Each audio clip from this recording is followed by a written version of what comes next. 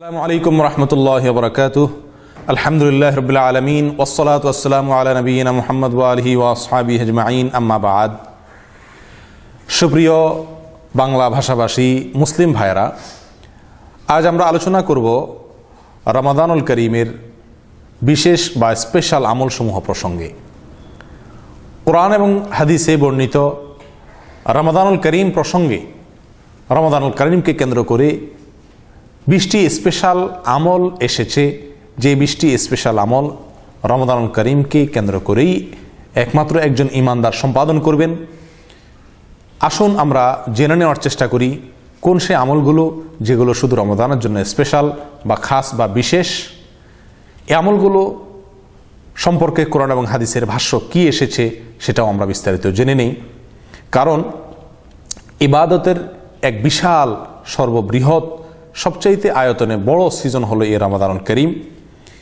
এই রমাদানুল করিমে আল্লাহ তাআলা আমাদেরকে যে সমস্ত কথা বলা, যে সমস্ত কাজ করার জন্য নির্দেশ করেছেন, হাদিসে যে সমস্ত আমল করার জন্য আমাদেরকে নির্দেশনা দেওয়া হয়েছে, সে সমস্ত আমলগুলো যদি আমরা করি তাহলেই আমাদের এই ইবাদতের সিজনে আমরা সফল এবং লাভবান এবং সার্থক হতে পারব।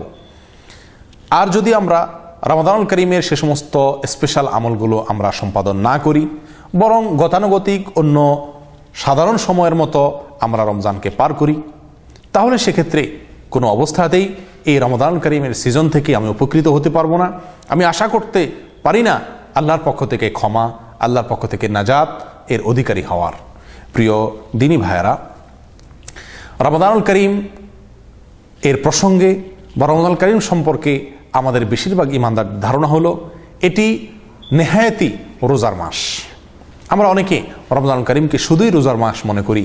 আমরা অনেকেই শুধুমাত্র রোজার যে আনুষ্ঠানিকতাগুলো আছে, অর্থাৎ ইফতারি এবং সাহরি খাওয়া, রোজা রাখা এবং খুব বেশি হলে তারাবির সালাত আদায় করা, বাস এই কয়েকটি কাজের ভিতরেই আমাদের রমাদানের সমস্ত আমলকে সীমাবদ্ধ মনে করি। অথচ রমাদানুল করিম শুধুমাত্র সাহরি, ইফতারি, তারাবি এবং রোজা এই 4টি কাজের ভিতরে সীমাবদ্ধ নয়। এর বাইরে কোরআন এবং হাদিসে বর্ণিত, কোরআন এবং হাদিস থেকে প্রাপ্ত রমাদানুল করিমের আরও 16টি বিশেষ নির্দেশনা, 16টি স্পেশাল আমল, এছাড়াও আরও 16টি আমল, স্পেশাল আমল আমরা জানতে পারি। একজন ঈমানদার যখন সে আমলগুলোর কথা জানবেন, বলবেন, ভাববেন, বুঝবেন, তাহলে তার দ্বারাই সে আমলগুলো করা সম্ভব হবে এবং সহজ হবে। আসুন আমরা সহজেই জেনে নিই সে আমলগুলো কি কি। নাম্বার 1, রমাদানুল করিম উপলক্ষে, রমাদানুল করিমকে কেন্দ্র করে একজন ঈমানদারের গুরুত্বপূর্ণ একটি আমল হলো চাঁদ দেখবেন তিনি শাবানের শেষ তারিখে, 29 তারিখে তিনি আকাশে চাঁদ তালাশ করবেন রমাদানুল করিমের উদ্দেশ্যে। এবং রমজানের চাঁদ দেখা যাওয়ার সঙ্গে সঙ্গে রমজান শুরু হয়ে গেল। চাঁদ দেখার দোয়া তিনি পাঠ করবেন, কারণ হাদিসে আসছে, রাসূলুল্লাহ সাল্লাল্লাহু আলাইহি ওয়াসাল্লাম ইরশাদ করেছেন, সহিহ বুখারী এবং মুসলিমে বর্ণিত হয়েছে, সোমু লিরুইয়াতিহি ও আফতিরু লিরুইয়াতিহি, তোমরা চাঁদ দেখে রোজা রাখো এবং চাঁদ দেখে ইফতার করো, অর্থাৎ ঈদ করো। তাহলে একজন ঈমানদার তিনি রমাদানুল করিমের যে আমলটির মাধ্যমে রমাদানুল করিম শুরু করবেন সেটি হলো চাঁদ দেখা। আফসোসের বিষয়, আমাদের সমাজে আজকাল এই চাঁদ দেখা এই আমলটি প্রায় বিলুপ্ত হতে চলেছে। সব দেশেই প্রায় আমরা রাষ্ট্রীয়ভাবে অথবা মুসলিম সমাজের পক্ষ থেকে নির্ধারিত যে হেলাল কমিটি বা চাঁদ দেখার কমিটি আছে তাদের উপরে আমরা নির্ভর করে থাকি। বেশিরভাগ লোক আমরা মিডিয়া নির্ভর টেলিভিশন বা রেডিও চ্যানেলের দিকে তাকিয়ে থাকি চাঁদ উঠছে কি উঠেনি এই প্রসঙ্গে। যদিও এতে দোষের কিছু নেই, কিন্তু একজন ঈমানদার হিসাবে আমাদের প্রত্যেককেই চাঁদ দেখা আমাদের প্রত্যেকেরই কর্তব্য। প্রত্যেকের জন্যই এটি সওয়াবের কাজ এবং চাঁদ দেখে দোয়া পড়া প্রত্যেকের জন্যই সওয়াবের কাজ। বিধায় প্রত্যেকেরই চাঁদ দেখা উচিত, অথচ চাঁদ দেখার জন্য চেষ্টা করার প্রবণতা একেবারেই বিলুপ্ত হতে চলেছে। এটি 1 নম্বর আমল ঈমানদারের জন্য রমজান মাস উপলক্ষে। নাম্বার 2, রমাদানুল করিমের চাঁদ দেখা গেলে, রমাদানুল করিম শুরু হয়ে গেলে প্রধান আমল, একেবারে 1 নম্বরের আমল হলো রোজা রাখা। দিনের বেলায় 30 দিন অর্থাৎ গোটা মাস ব্যাপী একজন ঈমানদারকে সিয়াম পালন করতে হবে, রোজা রাখতে হবে। রাসূলুল্লাহ সাল্লাল্লাহু আলাইহি সাল্লাম ইরশাদ করেছেন, মান সামা রমাদানা ঈমানান ওয়া ইহতিসাবা গুফিরা লাহু মা তাকাদ্দামা মিন যামবি, যে ব্যক্তি রমজান মাসে গোটা মাস ব্যাপী রোজা রাখবে, সিয়াম পালন করবে ঈমানের সঙ্গে এবং ইখলাসের সঙ্গে, তার পিছনের সমস্ত গুনাহ খাতা মাফ করে দিবেন। আল্লাহ তাআলা কোরআন কারীমের ভিতরে বলেছেন, কুতিবা আলাইকুমুস সিয়াম কামা কুতিবা আলাল্লাযীনা মিন ক্বাবলিকুম, তোমাদের পূর্ববর্তীদের উপরে যেমন রোজাকে ফরজ করা হয়েছে তেমনি তোমাদের উপরে রোজা অর্থাৎ সিয়াম ফরজ করা হয়েছে। অতএব আল্লাহ তাআলা নির্দেশ এসেছে সিয়াম পালন করার জন্য। আল্লাহ তাআলা বলেন যে ফামান শাহিদা মিনকুমুশ শাহরা ফালইয়াসুম, তোমাদের মধ্যে কেউ রমজান মাস পেলে সে যেন এই মাসের সিয়াম পালন করে। অতএব রমজানের গুরুত্বপূর্ণ এবং সর্বাধিক গুরুত্বপূর্ণ ও প্রধান আমল হলো দিনের বেলায় সিয়াম পালন করা অর্থাৎ রোজা রাখা। তবে সে রোজাটা হতে হবে ঈমানের সঙ্গে, ইখলাসের সঙ্গে। যে আমলটি আমাদেরকে করতে হবে রমজানকে উপলক্ষ করে সেটা হলো রাতের বেলায় তারাবিহ আদায় করা, কিয়ামুল লাইল করা বা সালাতুল লাইল আদায় করা। এশার সালাতের পরে যে তারাবি আদায় করা হয় এই তারাবি আমাদেরকে আদায় করতে হবে এবং এই তারাবি আদায় করা আমাদের জন্য সুন্নাত।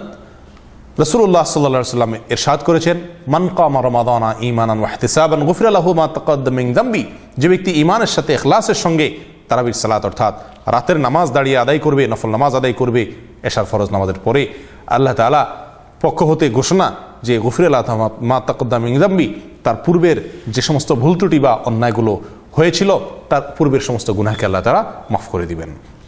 তাহলে তৃতীয়ত, রমজান মাসে আমাদেরকে রাতের বেলায় তারাবির নামাজ আদায় করতে হবে। যদিও এই তারাবির সঙ্গে রোজা শুদ্ধ হওয়া না হওয়ার কোনো সম্পর্ক নেই। অনেক ভাই বা বোন আছেন যারা রমজান মাসে কোনো কারণে তারাবির নামাজ পড়তে না পারলে তিনি ওই দিনে রোজা রাখেন না, মনে করেন যে তারাবি আদায় করতে না পারার কারণে তার রোজা বিশুদ্ধ হবে না, অথচ এই ধারণা সম্পূর্ণ ভুল। কিন্তু তারাবির নামাজ আদায় করা এটা আমাদের আল্লাহর পক্ষ থেকে আমাদের সকলের জন্য গুনাহ থেকে নাজাতের, গুনাহ থেকে মাগফিরাত লাভের, ক্ষমা লাভের বিরাট এক সুযোগ বা উপলক্ষ এবং কারণ। চতুর্থত, রমজান মাসের আমল হলো আমরা ইফতার করব। ইফতার এটি রমজান মাসের একটি আমল এবং সেই ইফতারটাকে খুব বিলম্বে না করে, দেরিতে না করে ইফতারের সময় হওয়ার সঙ্গে সঙ্গে অনতি বিলম্বে অর্থাৎ খুব সঙ্গে সঙ্গেই ইফতার করে নেওয়া, এটি আরেকটি আমল। একটি ইফতার করব, পাশাপাশি ইফতার করাতে বিলম্ব করব না, সময় হওয়ার সঙ্গে সঙ্গে করব। কারণ সহিহ বুখারী এবং মুসলিমের হাদিসে আসছে, রাসূলুল্লাহ সাল্লাল্লাহু আলাইহি ওয়াসাল্লাম ইরশাদ করেছেন, লা ইয়াজালুন নাসু বিখাইরিন মা আজ্জালুল ফিতরা ওয়া আখারুস সুহুর, ততক্ষণ পর্যন্ত মানুষ কল্যাণের ভিতরে থাকবে যতদিন পর্যন্ত মানুষ ইফতারি করবে তাড়াতাড়ি এবং সাহরি করবে দেরি করে। অর্থাৎ ইফতারি করতে হবে তাড়াতাড়ি। তাড়াতাড়ি বলতে এই অর্থ নয় যে সূর্য ডুবার আগে আগে করে ফেলা। তাড়াতাড়ি করার অর্থ হলো সূর্য ডোবার পরে কোনোভাবে দেরি না করে সঙ্গে সঙ্গে ইফতার করা। আমাদের ভিতরে অনেকেই দেখা যায় যে ইফতার যদি আমরা সূর্য ডুবার সঙ্গে সঙ্গে করি তাহলে বলে ফেলেন যে সারাদিন না খেয়ে থাকলা, তোমার কিছু হলো না, আর 2-4 মিনিট পরে করো না, এত তাড়াহুড়া করছো কেন, তোমার কি পেট ছোলায় পড়ছে নাকি, বা তোমার কি পেট ভেঙে পড়ছে নাকি। আমরা অনেক সময় সূর্য ডুবার সঙ্গে সঙ্গে ইফতার করাকে অনেকেই খারাপ চোখে দেখি, অথচ এর উল্টাটাই হলো খারাপ। অর্থাৎ যদি সূর্য ডুবার সঙ্গে সঙ্গে আরও 2-4 মিনিট অপেক্ষা করে, কেন, আর একটু নিশ্চিত হয়ে নেই, তাহলে এটা বরং খারাপ। সূর্য দেখা যাচ্ছে না, বাস এটুকু নিশ্চিত হওয়ার পরে আর কোনোভাবে দেরি না করে সঙ্গে সঙ্গে ইফতার করে নেওয়া, এটা সুন্নত। অনেকেই এক্ষেত্রে আমরা বিলম্ব করি। ঠিক একইভাবে 5 নম্বর আমল হলো সাহুর খাওয়া। হাদিসে আসছে রাসূলুল্লাহ সাল্লাল্লাহু আলাইহি ওয়াসাল্লাম বলেছেন, তাসাহহারু ফাইন্না ফিস সাহুরি বারাকা, তোমরা সাহারি খাও কারণ সাহারির ভিতরে বরকত আছে। যদিও সাহারি যদি কেউ খেতে না পারে তবুও সে রোজা রাখতে পারবে, তার রোজা হয়ে যাবে, সাহারি ছাড়াও রোজা হয়ে যাবে, সাহারি খাওয়া ফরজ নয়। কিন্তু সাহারির খানা খাওয়া অর্থাৎ ভোর রাত্রে খাবার খাওয়া এটা সুন্নাত এবং এর ভিতরে বরকত রয়েছে। এর পাশাপাশি এই সাহারিটাকে একটু বিলম্বে খাওয়া, অর্থাৎ একেবারে সাহারি খাওয়ার শেষ সময়ে গিয়ে সাহারি খাওয়া। এক্ষেত্রেও আমরা দেখি আমাদের দেশে অনেকেই আছেন যে রাত্রে 2টা অথবা 2:30, 3টার দিকে উঠে সাহারি খেয়ে রাখেন এবং তারা মনে করেন যে শেষের দিকে খাইলে রিস্ক হয়ে যায়, না জানি আমার সাহারিটা টাইমের বাইরে চলে গেল, এই জন্য অতি সাবধানতাবশত তারা অনেক আগে খেয়ে থাকেন। এই সাবধানতার কোনো মানে নেই এবং এই সাবধানতার জন্য কোনো প্রশংসা নেই, বরং হাদিসে স্পষ্ট উৎসাহ দেওয়া হয়েছে যে তোমরা যতদিন পর্যন্ত ইফতারকে তাড়াতাড়ি অর্থাৎ সময় হওয়ার সঙ্গে সঙ্গে না করবে এবং সাহারিকে শেষ সময় না করবে ততদিন পর্যন্ত তোমরা কল্যাণ অর্জন করতে পারবে না, এবং যতদিন এই কাজটা করবে ততদিন তোমরা কল্যাণের ভিতরে থাকবে। তাহলে আমরা সকলেই এই আমলটার প্রতি বিশেষভাবে লক্ষ্য করব যাতে সাহারিটা আমার শেষ সময় হয়, আমার সাহারি খাওয়া শেষ, তারপর পরে যেন আজান হয়ে যায়, এরকম সময় সাহারি খাওয়া। 6 নম্বর আমল রমজানকে উপলক্ষ করে দিনভর আমরা যে সিয়াম পালন করি, এই সিয়াম পালন করার পরে দিনের শেষ দিকে যে আমরা ইফতারি করি, সেই ইফতারের আগে দোয়া করতে থাকা। হাদিসে আসছে রাসূলুল্লাহ সাল্লাল্লাহু আলাইহি ওয়াসাল্লাম বলেছেন, সালাতুন লা তুরাদ্দু দাওয়াতুহুম, তিন ব্যক্তির দোয়াকে আল্লাহ তাআলা ফিরিয়ে দেন না। এটি সুনানে তিরমিজি এবং ইবনে খুজাইমা এবং মুসনাদে আহমদ সহ অন্যান্য হাদিসের কিতাবে আসছে, সহিহ ইবনে হিব্বানেও আসছে। তিন ব্যক্তির দোয়াকে আল্লাহ তাআলা ফেরত দেন না। তার ভিতরে এক ব্যক্তি হলেন আস-সাইম হাত্তা ইফতির, রোজাদার ব্যক্তি ইফতার করার আগ মুহূর্ত পর্যন্ত তার দোয়া কবুল হয়। অতএব সারাদিন তো করবই, ইফতার আগ মুহূর্ত পর্যন্ত আমরা দোয়ায় লিপ্ত থাকব, কারণ দোয়া কবুল হয়। 7 নম্বর, রমজানকে কেন্দ্র করে স্পেশাল বা বিশেষ যে আমল, সেটি হলো অন্য যে কোনো সময় মিথ্যা কথা বলা, মিথ্যা কাজ করা। এটি তো নিন্দনীয়, বলাই বাহুল্য, কিন্তু সেই সাথে রমজানুল করিমের মাসে কেউ যদি দিনের বেলায় সিয়াম পালন করা অবস্থাতে, রোজা রাখা অবস্থাতে মিথ্যা কাজ অথবা মিথ্যা কথা বলেন, তাহলে সেই মিথ্যা কাজ এবং মিথ্যা কথার ফলে লোকটির এই সিয়ামটা শুধুই উপবাসে পর্যবসিত হয়ে যায়, এটি নিছক উপবাসে পরিণত হয়ে যায়। এটিতে সিয়ামের কোনো প্রাণ থাকে না, সিয়ামের কোনো অস্তিত্ব থাকে না। হাদিসের ভিতরে আসছে, সহিহ বুখারীতে রাসূলুল্লাহ সাল্লাল্লাহু আলাইহি ওয়াসাল্লাম ইরশাদ করেছেন, সুনানে তিরমিজিতে আসছে, আল্লাহ রাসূল সাল্লাল্লাহু আলাইহি ওয়াসাল্লাম ইরশাদ করেছেন যে, মাল্লাম ইয়াদা কাওলা যুরি ওয়াল আমাল বি ফালাইসা লিল্লাহি হাজাতান আন ইয়াদা তাআমাহু ওয়া শারাবা। যে ব্যক্তি মিথ্যা কথা অথবা মিথ্যা কাজ ছাড়লো না, ছল ছাতুরি, ধোকাবাজি এ সমস্ত না ছাড়লো, মিথ্যা কথা মিথ্যা কাজ ছাড়লো না, সেই ব্যক্তি রোজার অবস্থাতে, রোজার মাসে বা সিয়ামের মাসে, রমজানের মাসে তিনি সিয়াম পালন করে, রোজা রেখে, না খেয়ে, না পান করে এই উপবাস থাকার কোনো প্রয়োজন আল্লাহর নাই। অর্থাৎ এই ব্যক্তির উপবাস থাকলে আল্লাহর কোনো ফায়দা নাই, কোনো লাভ নেই, আল্লাহ চান না। অর্থাৎ এই ব্যক্তির এই রোজাটা রোজা নয়, এটা নিছক উপবাসে পরিণত হয়ে যায়, উপবাসে পর্যবসিত হয়ে যায়। বিধায় সিয়াম পালন করা অবস্থাতে বিশেষভাবে মিথ্যা কথা, মিথ্যা কাজ থেকে পরিহার করার চেষ্টা করা। নাম্বার 8, ঝগড়া বিবাদ থেকে বিরত থাকা। হাদিসে আসছে, রাসূলুল্লাহ সাল্লাল্লাহু আলাইহি ওয়াসাল্লাম বলেছেন, ঝগড়া করা, রোজা অবস্থাতে যদি আপনার সাথে কেউ ঝগড়া করতে আসে, তাহলে আপনাকে বলতে হবে ফালিয়াকুল ইন্নী সাইম, ফালিয়াকুল ইন্নী সাইম। সে যে বলবে, রোজা অবস্থাতে কেউ ঝগড়া করতে আসলে বলবে, ভাই আমি তো রোজা রেখেছি, যার কারণে রোজা রেখে আমি ঝগড়া করতে পারছি না। বিধায় অন্য যে কোনো সময় ঝগড়াঝাটি অপছন্দনীয় কাজ, কিন্তু স্পেশালি রোজা অবস্থাতে একজন ইমানদার ঝগড়াঝাটি থেকে বেঁচে থাকার চেষ্টা করবে, ঝগড়াঝাটি করবে না। এ সম্পর্কে সহিহ বুখারী মুসলিমের স্পষ্ট নির্দেশ এসেছে। নম্বর 9, রমজান মাসের বিশেষ বা স্পেশাল আমলের অংশ হিসেবে আরেকটি আমল হলো অন্য কোনো মানুষকে, অন্য কোনো রোজাদার ব্যক্তিকে ইফতার খাওয়ানোর চেষ্টা করা। এটি অত্যন্ত গুরুত্বপূর্ণ একটি আমল, অত্যন্ত ভালো একটি কাজ। হাদিসে আসছে, আল্লাহ রাসূল সাল্লাল্লাহু আলাইহি ওয়াসাল্লাম ইরশাদ করেছেন সুনানে তিরমিজিতে, মান ফাত্তারা সাইমান কানা লাহু মিসলু আজরিহি মিন গায়রি আন ইউনকাসা মিন আজরিহি শাইআ।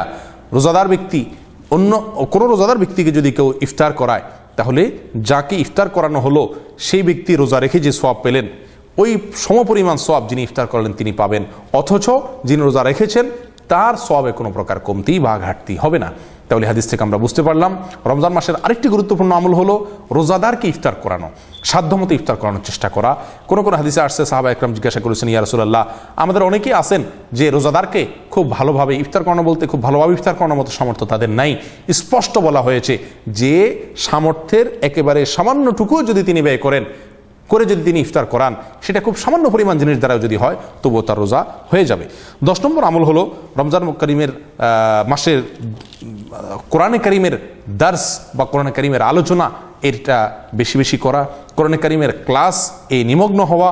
কারণ সুনানে মুসনাদে আহমদের ভিতরে আসছে এবং অন্যান্য হাদিসের কিতাবে আসছে যে রাসূলুল্লাহ সাল্লাল্লাহু আলাইহি ওয়াসাল্লামের কাছে জিবরাইল প্রতি রাতে আসতেন রমজান মাসে, ফাকানা ইউদারিসুল কোরআন, এবং আল্লাহ রাসূল সাল্লাল্লাহু আলাইহি ওয়াসাল্লামকে কোরআনের দার্স দিতেন, কোরআনের ক্লাস করাতেন, কোরআনের মুদারাসা করতেন, কোরআনের আলোচনা করতেন।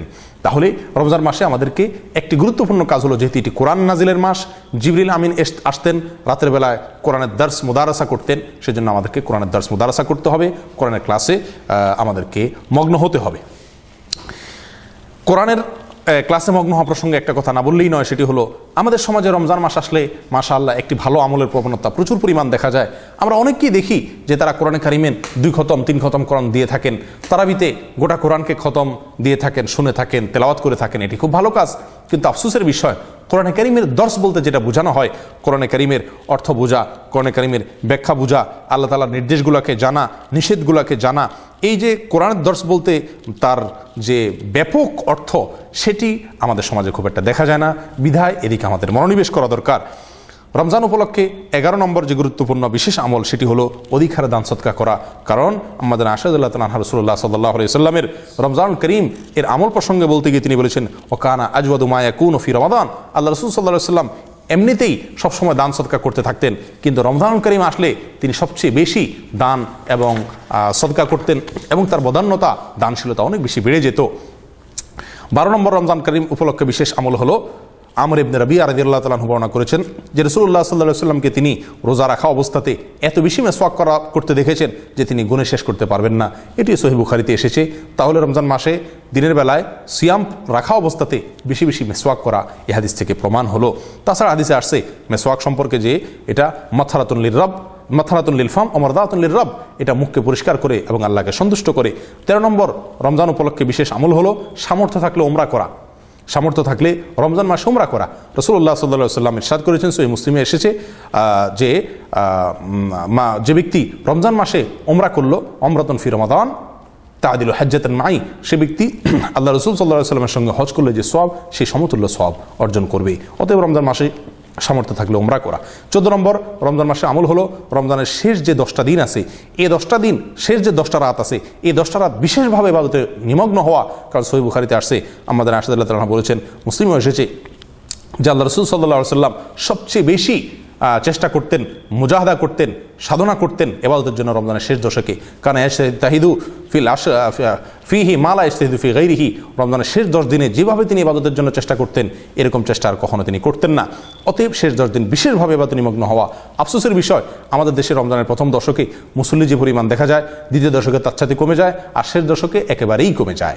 অথচ রমজানের শেষ দশকে আল্লাহ রাসূল সাল্লাল্লাহু আলাইহি ওয়াসাল্লাম সবচেয়ে বেশি ইবাদতে নিমগ্ন হতেন। আমরা কেনাকাটার নামে, মার্কেটিংয়ের নামে বের হয়ে পড়ি। আল্লাহ হেফাজত করেন। 15 নম্বর রমজানের বিশেষ আমল হলো শেষ 10 দিন মসজিদে ইতিকাফ করা। সহিহ বুখারী এবং মুসলিমে আসছে, রাসূলুল্লাহ সাল্লাল্লাহু আলাইহি ওয়াসাল্লামের জীবনের প্রত্যেকটা রমজান, দ্বিতীয় হিজরিতে রমজান রোজা ফরজ হয়েছে, এরপর তিনি 9 বছর বেঁচে ছিলেন। এই 9 বছরের প্রত্যেকবারই তিনি রমজানের শেষ 10টা দিন মসজিদে ইতিকাফ করছেন। এক বছর তিনি করতে পারলেন না, পরবর্তী বছর সেটাকে ডবল করে দিয়েছেন। তাহলে এখান থেকে স্পষ্ট আমরা বুঝতে পারলাম যে কোনো অবস্থাতেই একজন ইমানদারের জন্য রমজান কারিমের ইতিকাফের যে আমলটি, সুন্নতটি, এটি ছাড়া উচিত নয়। বিধায় আমরা সকলে ইতিকাফের দিকে মনোনিবেশ করি। আফসোসের বিষয়, ইতিকাফের এই আমলটি আমাদের সমাজ থেকে আজ বিলুপ্ত হয়ে যাচ্ছে, বিলুপ্ত হওয়ার দিকে।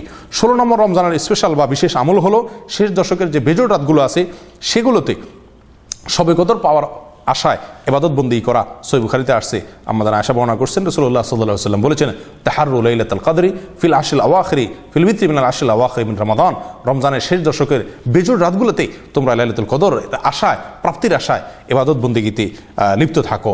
17 নম্বর রমজানের স্পেশাল আমল হলো সদকায়ে ফিতির বা যাকাতুল ফিতির আদায় করা, যেটি ঈদের নামাজের আগে আগে একজন ইমানদারকে আদায় করতে হবে। ঈদের চাঁদ দেখার পর থেকে নিয়ে গরিব ধনী সকলের পক্ষ থেকে পরিবারের কর্তা যিনি, তিনি দান করবেন এবং সকলের পক্ষ থেকে তিনি গরিবকে খাদ্য দান করবেন। কি পরিমাণ দিবেন, কিভাবে দিবেন, এ সম্পর্কে আমরা জেনে নিব। 18 নম্বর রমজানের স্পেশাল আমল হলো ক্ষমা এবং জাহান্নামের থেকে মুক্তির জন্য বিশেষভাবে দোয়া করতে থাকা। বিশেষ করে শেষ দশকে আল্লাহ তাআলা, আল্লাহ রাসূল সাল্লাল্লাহু আলাইহি ওয়াসাল্লাম দোয়া শিখিয়েছেন, আল্লাহুম্মা ইন্নাকা আফুউন তুহিব্বুল আফওয়া ফাআফু আন্না। এই দোয়াটা পাঠ করতে থাকা। আর তাছাড়া রমজান মাসে বিশেষ যে আল্লাহ তাআলার ক্ষমার সুযোগ আছে, সেটা গ্রহণ না করলে বরং আল্লাহ রাসূলের বদদোয়ার ভাগী হতে হবে। অতএব ক্ষমা লাভের জন্য স্পেশাল চেষ্টা করা এবং ক্ষমা লাভের যে পূর্ব শর্ত শিরক এবং হিংসা, এটা থেকে মুক্ত থাকার চেষ্টা করা। 19 নম্বর আমল হলো সাধারণ যে নেক আমলগুলো অন্য সময় আমরা করি, রমজান মাসে সেগুলোকে অধিক হারে, আরও গুরুত্বের সাথে, আরও আহমিয়তের সাথে, আরও সিরিয়াসলি আমাদেরকে করার চেষ্টা করতে হবে। কারণ রমজানের শুরুতে একজন ফেরেশতা আহ্বান করেন, ইয়া বাগিয়াল খাইরি আকবিল ওয়া ইয়া বাগিয়াশ শাররি আকসির, হে ভালো কাজ করা ব্যক্তি, যিনি ভালো কাজ করতে ইচ্ছুক, তিনি এই রমজান উপলক্ষে আরও বেশি অগ্রসর হও। অতএব রমজান উপলক্ষে নেক কাজ এর ধারাকে আরও বেশি অগ্রহণ করতে হবে। যে কোনো ধরনের নেক কাজকে রমজান উপলক্ষে আমাদেরকে বাড়াতে হবে। নাম্বার 20 সর্বশেষ, রমজান উপলক্ষে পাপাচার বা গুনাহগুলোকে পরিত্যাগ করতে হবে, তাকওয়ার অনুশীলন এবং চর্চা করতে হবে। কারণ এটাই হলো রমজানের যে সিয়াম, তার মূল লক্ষ্য এবং প্রাথমিক লক্ষ্য এবং প্রাথমিক উদ্দেশ্য। অতএব তা কোনোভাবে রমজান মাসে বিশেষ করে সিয়াম পালন অবস্থাতে আরও বিশেষ করে আমাদেরকে গুনাহে লিপ্ত হওয়া চলবে না। সব ধরনের গুনাহ থেকে, সেটা চোখের দেখা গুনাহ হোক, কানে শোনা গুনাহ হোক, আর যে ধরনের গুনাহ হোক না কেন, সব ধরনের গুনাহ থেকে বেঁচে থাকার চেষ্টা করতে হবে। আল্লাহ তাআলা আমাদের সকলকে রমজানের এই বিশেষ বা স্পেশাল আমলগুলো করার তৌফিক দান করেন। ওয়া আখিরু দাওয়ানা আলহামদুলিল্লাহি রাব্বিল আলামিন। আসসালামু আলাইকুম ওয়া রাহমাতুল্লাহ।